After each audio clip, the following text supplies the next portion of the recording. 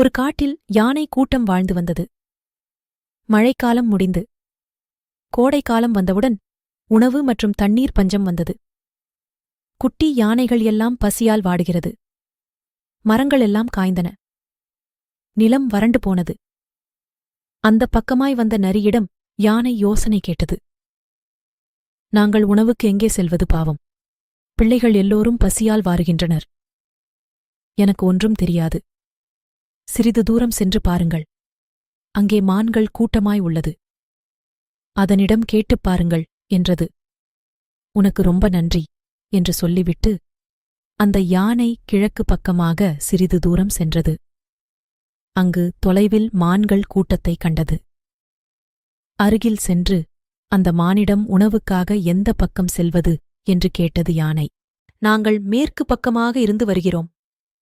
வாருங்கள், எல்லோரும் தெற்கு பக்கமாக செல்வோம் என்றது மான். ஆனால் அந்தப் பக்கம் சிங்கக் கூட்டம் ஒன்று உள்ளது என்றது ஒரு குரங்கு.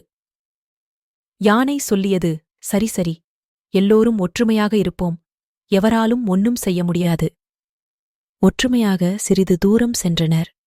வழியில் ஒட்டகச் சிவிங்கி கூட்டம் ஒன்று சேர்ந்தனர். வழியில் கரடி புள்ளி மான்கள் முயல்கள் மற்றும் வரி குதிரைகள் ஒன்றாய் சேர்ந்து அந்த சிங்கக் கூட்டத்தைக் கடந்தனர். சிங்கமோ அனைவரும் ஒற்றுமையாக செல்வதைப் பார்த்து ஒதுங்கி சென்றது. சிங்கக் கூட்டத்துக்கோ ஒரே பசி, எப்படி கூட்டத்தை தனித்தனியாகப் பிரிப்பது என்று யோசித்தவுடனே அந்த பக்கமாய் ஒரு நரி வந்தது. நரியிடம் உதவி கேட்டது சிங்கம். எப்படி இவர்களை தனித்தனியாக பிரிப்பது என்று கேட்டது சிங்கம். சரி, சிங்கராஜாவை நான் இவர்களை பிரிக்கிறேன் என்று நரி. சென்று வா, நான் உனக்கு ஒரு பரிசு தருகிறேன். சரி என்றது நரி. நரிமான் கூட்டத்திடம் சிறிது நேரம் நெருங்கிப் பழகியது. புள்ளிமான்கள் மற்றும் வரி குதிரைகள் 2 பேரையும் அழைத்து இருவரில் யார் மிகவும் அழகு என்று போட்டி வைத்தது. சிறிது நேரத்தில் இருவரும் சண்டை போட்டுக் கொண்டனர். வரிகுதிரை கூட்டத்திலிருந்து தனியாக சென்றது. சரி, நரிக்கு வந்த வேலை முடிந்தது. சிங்கத்திடம் சென்று சொன்னது. உடனே சிங்கம் வரி குதிரையை வேட்டையாடியது. நரிக்கும் சாப்பிட உணவு கிடைத்தது.